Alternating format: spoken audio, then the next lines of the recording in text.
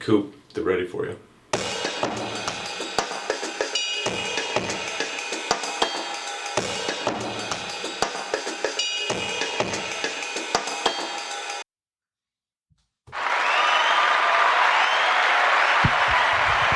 Thank you. Oh, man. I can't believe we're doing this. Y'all feel me? Come on, settle down, for real. Settle down. Settle the fuck down. Settle down. Stop it, please. Seriously. What are you even laughing at this point? Fucking idiot. I want to talk about anger issues today. I've already released, I think, 5 specials now. Really, thank you. I appreciate that. Cut it off. It's been unprecedented, the success, but I still struggle. I still do have mental problems. I want to talk about anger issues. I have them right now. We've had a lot of issues with our cinematography team. I don't know if this entire special is going to be out of focus. And if it is, I'm probably just going to fucking release it fully blurry. I don't care. Who gives a fuck? Thank you. So, I don't know. Yeah, I have anger issues. A lot of motherfuckers like to get in your face about that shit, okay? Anger issues is a weird mental problem to have. It's the only one that people just shit on you for having, because I think people think it's a choice for some reason. I was on stage last night telling a joke about anger issues. I'm on stage right now, aren't I? I was telling a joke about anger issues. Bitch in the crowd says, clearly... said, I have anger issues. He said, clearly. Why? Why? I'm telling you. And you're still like, yeah, thanks.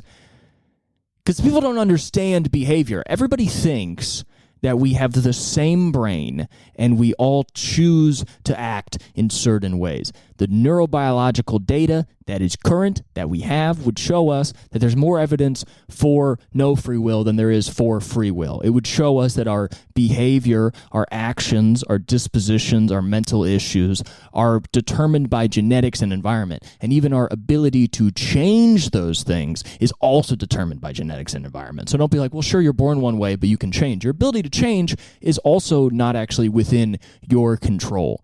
The only things that are necessarily within your control are the things you've been given, and even then, the way you use them is really only going to be a few ways that are decided by parts of your brain that are not conscious. By the time you're conscious of why you're doing something, you're actually probably lying to yourself, okay? By the time it reaches the frontal cortex, you're making post-ad hoc rationalizations. That's what they say. You're giving up stories as to why you don't like things. That's what racists do. When you're racist, the insula, which is a part of your brain that makes you throw up, that deals with disgust, that deals with, gross, I don't like that, that's also activated with racism. So rotten food and Indians are the same to the insula of a racist. You understand? What I'm saying is, they have this deep part of their brain that makes a decision that goes, ugh, yucky. Then it reaches the frontal cortex, and the frontal cortex goes, well, no, it's not just, some deep reaction. It's actually because of their government and their religion and society, and then they start rationalizing. Or, like good people, most people, I do think, they go, oh, no, that's wrong. Don't think that way. Don't do that. But the point is, this is after. And I'm saying this in relation to anger because... when I tell people I have anger issues, so many motherfuckers are proud to tell me that they don't, which doesn't make sense because it's not like you struggled with it and overcame it. You just never had to deal with it. If you don't have anger issues, you don't know what it's like to not punch a fucking printer. That's a hard decision to make if you've never had to make it. Okay, I have to make that decision. When normal people's printers break, they go, oh no, my printer broke. When my printer breaks, I go, oh, somebody needs to learn a fucking lesson. And I want you to know, I think I'm wrong. That's what I want to tell to all you motherfuckers that think you're smart because you think anger issues are bad. You know who hates anger issues the most? Me, the guy fucking punching people, ruining my life, pushing people I love away from me. That's who hates anger the most. And everybody is on their goddamn high horse about, well, I just don't feel that way. And I don't do those things Go say it to a schizophrenic. Go up to a schizophrenic and go, I don't know why you're hearing these voices. I don't. Because you must be everybody. There's a lot of gray area, okay? Things are a lot less fucking cut and dry than you want to believe. And I'm not saying this free will bullshit, this brain bullshit, to get away from personal responsibility. What I'm saying is you have to understand how brains work and try and understand how your own brain works. Do I understand both of those things? No. I'd say 30% on each of them. A lot better than a lot of motherfuckers I talk to. A lot of people think the personality they have is their decision. They go, I'm just this kind of guy. And I go, no, you're being thrown a bunch of shit from your genetics and environment, and then you're turning it in to this like, well, actually, I'm patriotic. I believe in this. But none of your beliefs are fucking real. They're just made up concepts that you use to justify inherent reactions and political alignments are up to different parts of your brain. You don't give a fuck about policy. You're just using it to rationalize your instincts. It's all instincts. Conservatives go with surface level analyses of things. This is studied. If you see a homeless guy and you got a liberal and a conservative and you give them 5 seconds to answer what they think of that guy, they'll both say lazy. If you give them 30 seconds to answer, the liberal will change his opinion. He'll go, no, actually, I think there's a situation here that it might not all be his fault. The conservative sticks with that first impulse. So conservatives, not saying good or bad, they have a gut instinct, they stick with it. Liberals have a gut instinct, and then they go, I don't think that's too good. And they think more about situational things like that. That's just one example of how somebody's inherent brain functioning then becomes a political alignment. Stop thinking you're made out of nothing. I'm sick of it. Everybody's so fucking proud of who they are. Or they're ashamed of who they are. And the fact of the matter is, the homeless guy and the billionaire barely had anything to do with who they became. And this is where I understand gratitude. Because who am I? I'm a guy with issues. I'm also a guy who was born with whatever kind of genetics and an environment where my dad was a therapist, born in Southern California, 1999.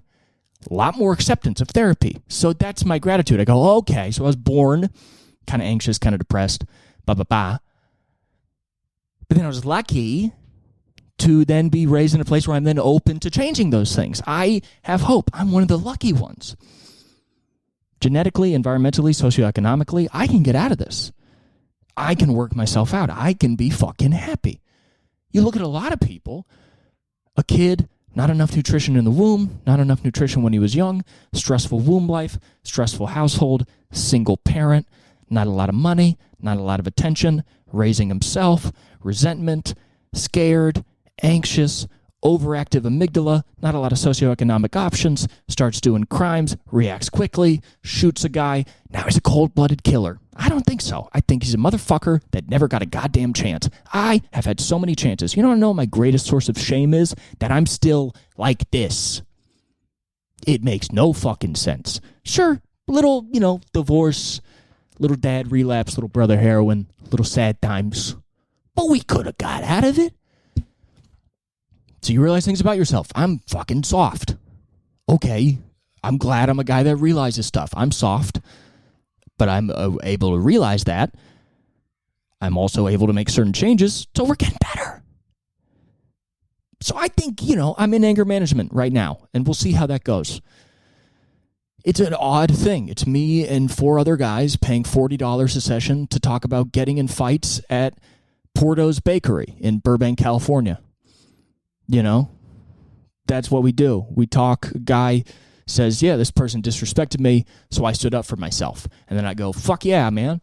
And then the teacher goes, no, don't agree with him. Why do you need to stand up for yourself? And they go, what do you mean? If we don't stand up for ourselves and we lose a table, because somebody steals our table, then our wife isn't going to respect us, and she's going to go fuck Draymond Green. Do you understand that? She's going to fuck Draymond Green. He's going to take that video, and the whole league's going to see it, and now I can't watch NBA.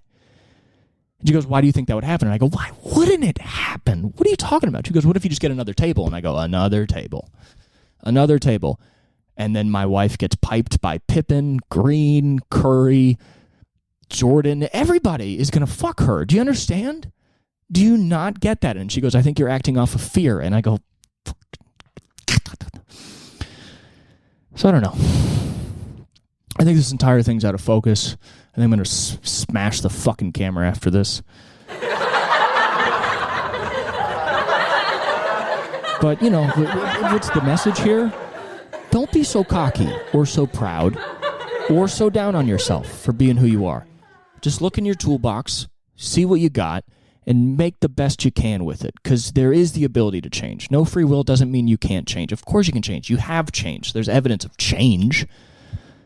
But do your best, and also stop shitting on people who maybe are not behaving in the most optimal way yet. Because you being so proud of who you are and asking them why they don't just do what you do is actually a really stupid question. And just because you fucked a guy who got on the GI Bill and he got a house and he gave you fake tits and a white Mercedes doesn't mean that you are a completed person. It means you're lucky, okay? So be grateful. Stop telling me that I'm insane. I know that. Inshallah.